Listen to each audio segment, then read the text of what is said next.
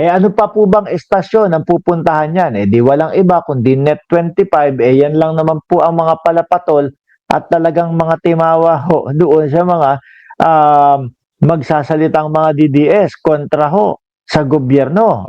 Official document ba ito? Opo, ito po ay internal file.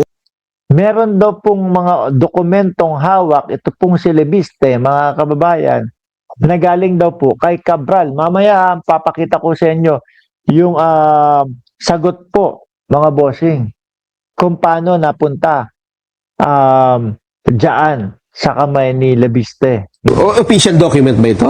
Opo, ito po ay internal file mula sa opisina ni Undersecretary Cabral. At actually, akala ko may kopyan ito ang ICI. Opo. Pero bumisita din ako sa ICI ngayong linggo at nalaman ko na nawala pala ang mga computer ni Yusek Cabral.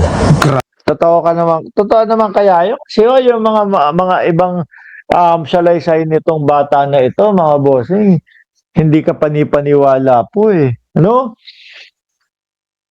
Yung tipo pong wala na, laos na si Kiko Barsaga.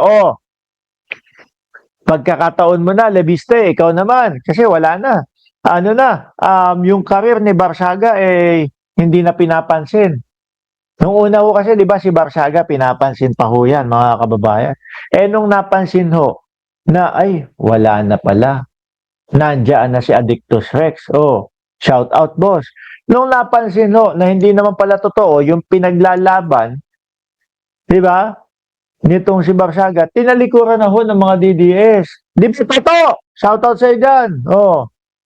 Rest in peace kay Kong Akop. Nga naman. Parang fake lang po yan. Sabi ni Champi Tuti. Tuloy. Kaya para malaman natin ang mga proponent ng mga insertion sa budget, maganda sana kung ibigay ng DPWH sa ICI ang files ni former Yusek Cabral. Yung opisina ni Yusek. So parang gusto mo pang palabasin na DPWH yung nagtatago or whatever. Parang gusto mo pang palabasin na sila may kagagawa nito Cabral ang may pinakamaraming impormasyon tungkol sa DPWH budget. Yung kasing opisina ni Yusek Cabral, ito yung planning services. Sa planning services na yan, lahat ng application si Marcoleta. Ay, alam niyo naman po mga bossing. Kaya ang mamamayang Pilipino kumbaga butong-buto ho kay Ping Lacson, kay Panfilo Lacson dahil alam niyo naman po ang estiluhan nitong si Marcoleta, mga kababayan. Diba?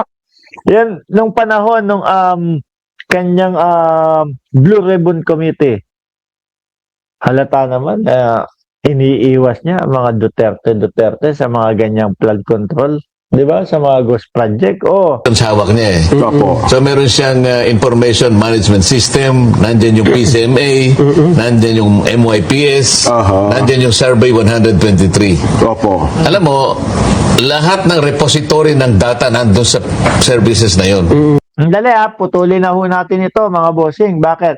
Ito na po agad yung sagot. No?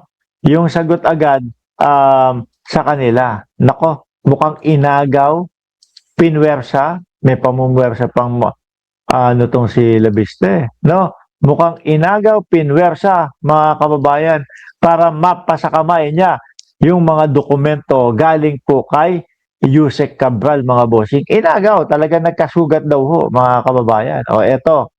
No? Panoorin natin at basahin natin. Congressman Leandro Lebiste forcefully took papers from Yusek Cabral's office daw ho, mga boss. No? Totoo po ito. Nangyari mismo sa opisina ni Yusek Cabral gabi bago ang hearing. Ayon sa kwento, pumasok si Congressman Leandro Lebiste at agresibong inagaw ang mga papeles mula sa kamay ni Yusek Cabral. Bakit kaya? Ano kaya ang tanong doon? Kabado? Baka sila naman ho ang kabado. Dahil baka nandoon sa listahan na yon mga kakampi nila sa politiko, sa politika. Kaya biglang naghablot, inagaw. Di ba? Dahil sa biglaan at marahas na pagkuha, nahiwa pa raw ng papel ang daliri ni Yusek Cabral. Ganun ho yun Kasi kapag kayong biglaan, no? Biglang hata. Nakakaano ho yun. Yung tipo, minsan sinulid, di ba? Although manipis, malambot at ano lang yan, mahinang klase. Pero kapag bigla mong hinatak na ganun, nakakapaso, nakakahiwa, nagiging matalim, di ba? Dahil sa biglaan at marahas na pagkuha, nahiwa pa raw ng papel ang daliri ni Yusek Cabral. Kaya noong sumunod na araw sa hearing, mapapansin ninyo nakabenda ang kanyang daliri, hindi dahil sa simpleng aksidente, kundi dahil mismo sa insidente sa loob ng kanyang sariling opisina. Parang Barsaga din pala ito. Bigla-bigla, kusa-kusa, no, pumapasok. Di ba, ganyan din ang ginawa doon sa opisina ni Congressman Sandro Marcos. Di ba, alaga? Oh. Bigla daw pumasok si Barsaga, oh. Tapos sabi, ikaw gagawin kitang ganito, ikaw gagawin. Pag binoto daw siya bilang House Speaker, anak ng tokwa. Nakakagulat at nakakaalama ang ganitong mga ugali sa isang halal na opisyal. Pumapasok sa opisina ng isang undersecretary at pilit inaagaw ang dokumento to the point na nasaktan pa ang opisyal. Ang tanong, bakit inagaw? Ano ang kanyang pakay? May mga pinagtataguan po ba? Meron bang mga kinatatakutan na masabi ni Yusek Cabral yung mga pangalan ng mga idol niya o yung mga kasapakat niya o yung mga sinusuportahan niya o mga kakampi niya sa politika? Mga bossing? Pero isa lang po ang napansin ko sa ugali ng dalawa. Malasaltek din pala talaga. Ano po? May topak lang po yung gumagawa nun eh. Yung bigla kang papasok, bigla ka susugod. No? Sa opisina. Mga may tama lang po sa pag-iisip eh. Bakit ganyan kayo sa mga DDS ano? Kasi ito yung mga nyo, yung mga pambato nyo ngayon. Oh, karamihan may saltek. Yung isa, Gucci at Rolex. Gucci at Rolex para masita mo siya sa kanyang pag-ubo. Oh, sino pa? Yung isa naman huhukay ng bangkay tapos itatapon sa West Philippine Sea. Yung isa naman, susuguri naman yung Forbes Park naman, mga kababayan.